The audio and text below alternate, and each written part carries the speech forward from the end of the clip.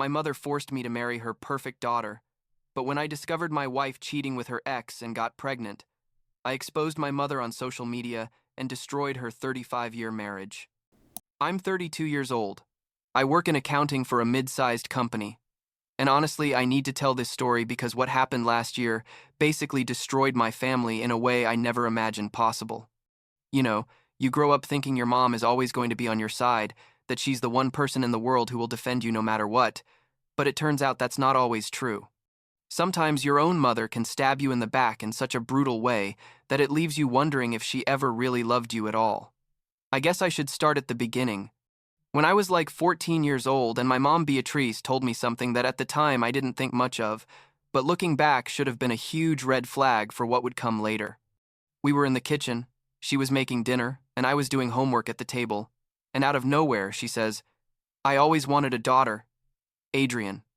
I looked up like, "Okay, Mom, that's random," and she continued saying that she had dreamed her a whole life about having a girl, about buying her pink dresses and doing all those mother-daughter things you see in movies, painting nails together and that kind of stuff. She ended by saying she loved me, of course, but that she had always felt that disappointment of not having a daughter. I remember my dad, Gregory, who was reading the newspaper in the living room, looked up with a strange expression but didn't say anything. I just shrugged and continued with my homework because, what's a teenager supposed to say to that? It's not like I chose to be born male, you know what I mean? Years passed, and honestly I forgot about that conversation until I turned 25, and my mom started with her project of getting me a girlfriend. Turns out she had a high school friend, Dion, whose daughter Natalie had just ended a relationship, and my mom decided we were perfect for each other. The thing is, my mom didn't ask me if I wanted to meet her. She directly organized a blind date and told me 2 days before. I tried to tell her I wasn't interested, that I preferred to meet someone naturally, but she insisted so much that I finally agreed just to get her to stop bothering me. The first date was at an Italian restaurant downtown, nothing special. Natalie showed up in a very conservative floral dress, hair down to her waist, perfectly styled, and she talked all the time about the church she attended on Sundays and Wednesdays. Don't get me wrong, she seemed like a good person, like polite and all that, but there was something about her that didn't quite convince me. I don't know how to explain it.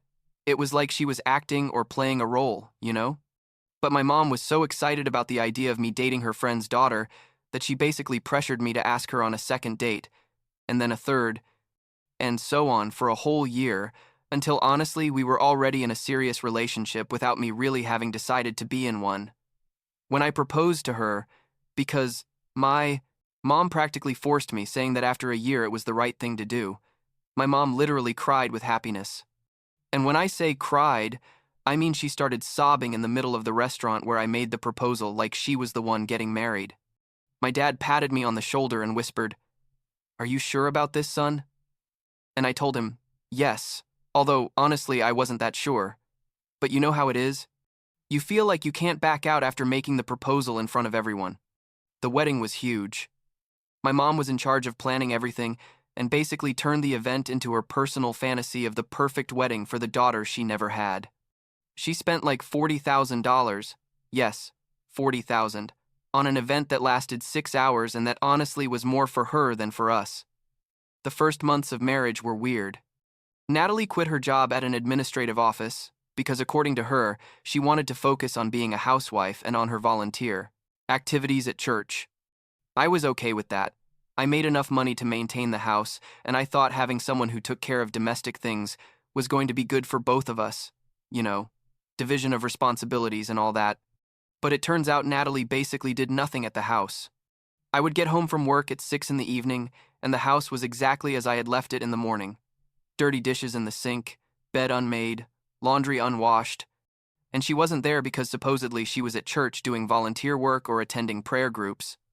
This continued for like 6 months, and I started to get frustrated because I was literally working 8 hours a day and then coming home to cook, clean, wash clothes, and do all the household chores while my wife was who knows where. When I asked her what she had done during the day, she always had vague answers like, "I was at church helping with inventory for the food pantry," or "I was at a Bible study with the ladies from the prayer group." My mom constantly defended her, saying that volunteer work was important and that I should support my wife's Christian activities, which made me feel like an idiot for complaining. Everything changed on a Wednesday in September last year. I left work early, like at 3 in the afternoon, because we had an audit and the boss let us go when we finished preparing the necessary documents. I decided to stop by the church where Natalie supposedly spent so much time because I wanted to surprise her, like take her for coffee or something before going home. I got to the church and asked for her at reception, and the secretary looked at me confused and said, "Excuse me, who did you say you are?" I explained that I was Natalie's husband and that I came to look for her because she volunteered there. The lady was silent for a moment and then told me, "Sir, we don't have any volunteer with that name here. Maybe you confused churches." I felt like I had been punched in the stomach. I showed her a photo of Natalie on my phone, and the secretary shook her head. "I've never seen her, and I've been working here for over 10 years. I asked if she could verify with the pastor or someone else, and she kindly called 2 different people who confirmed the same thing. No Natalie had ever volunteered there. I left that church feeling completely stunned. Like my brain couldn't process the information because it meant my wife had been lying to me for months about where she spent her days. That same afternoon, instead of going home, I stayed in my car parked 2 blocks from the house, waiting to see what would happen.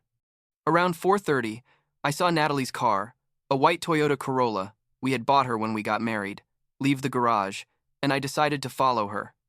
I know it sounds like something from a cheap spy movie, but honestly, I didn't know what else to do. I followed her for like 20 minutes to a neighborhood I didn't know, and I saw her park in front of a 2-story house, with a front yard. She got out of the car, walked to the front door, and before she could ring the doorbell, a guy came out and hugged her. And when I say hugged, I don't mean a casual friend hug. I mean he lifted her off the ground, spun her around, and then kissed her on the mouth for several seconds before they both went into the house laughing. I sat in my car for like an hour feeling nauseous. I couldn't believe it. I just couldn't. Part of me wanted to get out of the car, knock on that house's door and confront them both, but another part knew I needed more solid proof before doing anything. I took photos of the house, of the license plate of the car that was in the garage, a gray Honda Accord like from 2015, and of the address number. That night when Natalie got home around 7, I was already there making dinner and acting like nothing happened. She came in with a smile saying, "Hi, love. Sorry I'm late." The Bible study ran longer than planned. I just nodded and kept cutting vegetables while feeling the rage growing inside me. And the next 2 weeks were torture because I followed Natalie several more days to document everything. Turns out she went to that house like 4 times a week, always at the same time, always the same ritual of kissing at the door before going in. I hired a private investigator. Yes, I spent like $2,000 on that, who confirmed that the guy's name was Tyler. He had been Natalie's boyfriend in high school, and basically she had never stopped seeing him. The investigator gave me photos, videos, text message records he had obtained, in some legal way I didn't fully understand, and a complete 30-page report about their relationship. When I finally confronted Natalie, it was on a Friday night after dinner. I put all the photos and documents on the kitchen table and told her, "We need to talk." She saw the documents and literally turned white, like all the blood disappeared from her face in 2 seconds. She tried to deny it at first, saying the investigator had lied, that the photos were edited, but when I showed her the videos on my laptop, she broke down. She started crying, saying she was so sorry, that Tyler had come back into her life and she hadn't been able to resist, that she was still in love with him since high school, but her parents hadn't approved the relationship because Tyler wasn't a practicing Christian or something like that. And that's why she had ended up with me, because I was the kind of man her family would approve of. I told her I wanted a divorce immediately and that she should leave the house that same night. She started begging, saying we could go to couples therapy, that she was willing to change, all that typical speech you hear in these situations. I called my dad and explained everything, and he came to the house in like 15 minutes to help me make sure Natalie packed her things and left. My dad was furious but tried to stay calm, helping pack Natalie's suitcases while she cried and kept asking for another chance. The next morning I did 2 things. First, I hired the best divorce lawyer I could find. It cost me an arm and a leg, but it was worth every cent. And second, I created a group chat with my family, Natalie's family, and some close friends where I explained the situation and shared enough evidence so everyone knew exactly why we were getting divorced. I didn't share the most intimate or compromising photos because I'm not that kind of person, but I did make it clear that Natalie had been having an affair for months while pretending to be doing volunteer work at church. My family's reaction was complicated. My dad supported me completely from the first second, telling me I had done the right thing and that he would be with me every step of the process. But my mom, Beatrice, had a reaction I would never have anticipated. She called me like 2 hours after I posted in the group chat and told me, "Adrian, I think you're being very hard on Natalie. We all make mistakes and marriage is forever. You should consider forgiving her." I stayed silent for several seconds because honestly I couldn't believe what I was hearing. I told her, "Mom, she cheated on me for months, lied about everything. How do you expect me to forgive her?" And she responded, "Well, clearly you were doing something wrong in the marriage for her to seek affection elsewhere. Maybe if you had been more attentive or more romantic, this wouldn't have happened." That conversation was like getting slapped. My own mother was blaming me for my wife's infidelity, and not only that, she was actively defending her. In the following weeks, as the divorce process moved forward, my mom became increasingly vocal in her support of Natalie. She went to visit her at her parents' house, called her every day to see how she was, and even began to pressure Diane, Natalie's mom, to get us to reconcile. My dad and I couldn't understand what was going through my mom's head. Like her behavior was completely irrational. Things got worse when, like 2 months after the separation, Natalie called me crying to tell me she was pregnant. My first thought was, it can't be mine.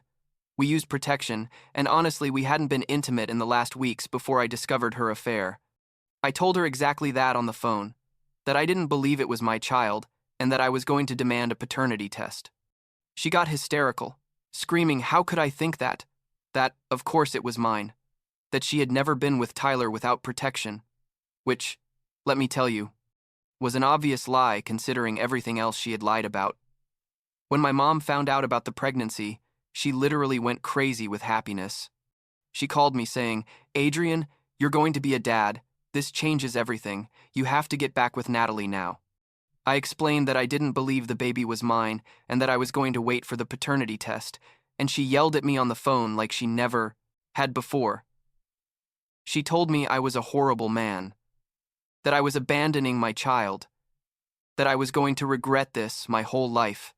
The conversation ended with me hanging up on her, something I had never done before because I had always been respectful with my parents, no matter what.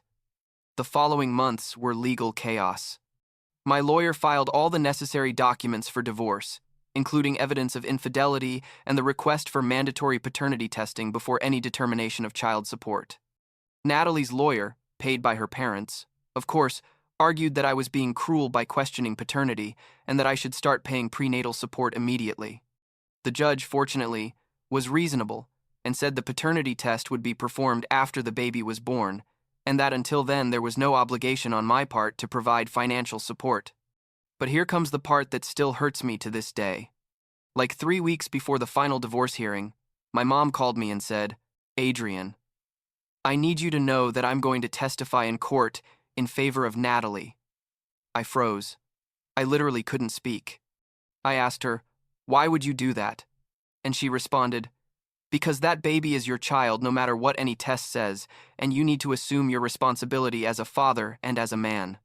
I told her she was completely crazy, that what she was saying made no sense, and she simply said, "I'm going to testify that you had an active sex life until the end, that the baby is clearly yours by the dates, and that you're refusing to accept it just out of pride." And she did it. At the divorce hearing, my own mother sat on the witness stand and testified in favor of my ex-wife. She said she knew about our intimate relationship because I supposedly told her details, which was completely false. I never talked to my mom about my sex life, that the dates matched perfectly, and that in her opinion, as a mother and as someone who knew us both, the baby was definitely mine. My lawyer cross-examined her harshly, asking how she could be so sure, and she simply said over and over, "A mother knows these things. That baby has to be my son's." I was sitting in court feeling my heart break while my own mother publicly betrayed me. My dad, who was sitting next to me, had tears in his eyes and kept shaking his head. After the hearing, my dad confronted my mom in the courthouse hallway and told her, "What the hell did you just do, Beatrice? You just lied under oath to help the woman who destroyed our son." My mom responded, "I'm doing the right thing. That baby needs a father, and if Adrian isn't going to accept his responsibility, then someone has to force him." The judge, thank God, wasn't completely influenced by my mom's testimony. He ordered the paternity test to be performed within 2 weeks after the baby's birth, and only then would any child support obligation be determined. The divorce was finalized, however, which was all I wanted at that moment. Natalie gave birth to a girl in March. Yes, of course it was a girl, because the universe has a twisted sense of humor, and as agreed, the paternity test was performed when the baby was 10 days old. The results arrived 2 weeks later. I was in my lawyer's office when we opened the sealed envelope with the DNA test. The first line said, "Probability of paternity, 0%. Mr. Adrian is not the biological father of the minor." I felt such great relief that my legs literally almost gave out, and I had to sit down. My lawyer patted me on the back and said, "Congratulations, you're officially free of any obligation." I called my dad immediately, and he also started crying with relief on the phone. Of course, the next thing I did was send a copy of the results to Natalie, her family, and my mom. I also contacted Tyler directly. Yes, I had to do a little research to find his contact information, and sent him the results with a message that said, "Congratulations, you're a father." Turns out Tyler never knew about the pregnancy because Natalie hadn't told him either, probably thinking she could pass me off as the father and thus secure child support from someone with a stable job. According to what I found out later, when Tyler confronted Natalie about the baby, he refused to marry her or give the girl his last name, but he did agree to pay child support because legally and morally it was the right thing to do, although he clearly wasn't happy with the situation. Natalie called me crying like 3 days after receiving the results, begging me to accept the baby anyway. She told me, "I know she's not yours biologically, but we could be a family. The baby needs a stable father, and you're a good man, Adrian. Please give her a chance." I told her absolutely not, that she had made her choices and now had to live with the consequences, and that I was going to move on with my life without her or her daughter. It may sound cold, but honestly, after everything that had happened, I didn't owe her anything. What really surprised me was my mom's reaction when I showed her the paternity test results. I expected her to at least apologize, to admit she had been wrong, but no. Instead, she told me, "Well, you should still consider being part of that baby's life. She's innocent in all this and needs a father figure." I responded that she was completely delusional if she thought I was going to raise my ex-wife's lover's child, and she hung up the phone on me. The following weeks were revealing in many ways. It turned out my mom had not only testified in favor of Natalie in court, but had also been supporting her financially throughout the pregnancy, paying for her doctor, prenatal vitamins, maternity clothes, everything. Even more shocking, after the baby was born, my mom began visiting her regularly, buying her clothes, toys, furniture for the baby's room, and referring to herself as Grandma. I found out about all this because my dad told me, completely horrified by his wife's behavior. I decided to do something drastic, because I was fed up with my family and acquaintances, not knowing the whole truth. I made a post on Facebook. It sounds like high school drama, but honestly, I didn't care, where I explained the whole situation. Natalie's infidelity, her lie about volunteering at church, the pregnancy, the paternity test that proved it wasn't my child, and most importantly, the fact that my own mother had lied under oath in court to help my ex-wife, and then had continued supporting her financially even after it was proven she had cheated on me. I attached the paternity test results with sensitive information, blacked out but clear enough, and wrote, "I am not the father. I never was. My mother chose to believe my ex-wife's lies over her own son's truth. That's all you need to know." The post went viral in my social circle. I received hundreds of supportive messages, people I knew from college, from work, friends of friends, all saying they couldn't believe my own mother had betrayed me that way. I also received some messages from people criticizing me for making something so personal, public, but honestly, I didn't care. I had reached a point where I felt I needed the truth to be out there, for everyone to know exactly what kind of person my mother was and what she had done. My mom called me hysterical after seeing the post, yelling at me how could I publicly humiliate her like that I had ruined her reputation, that her church friends were talking about her. I told her, "Now you know how it feels," and hung up on her. I haven't spoken to her since then, and honestly, I have no desire to. She made her choice when she decided to support the woman who destroyed my marriage over her own son. The saddest part of all this is how it affected my parents' marriage. My dad told me like 2 months ago that he couldn't take it anymore with my mom, that her obsession with Natalie and the baby had reached an unsustainable point. According to him, my mom spent more time at Natalie's house than at her own house.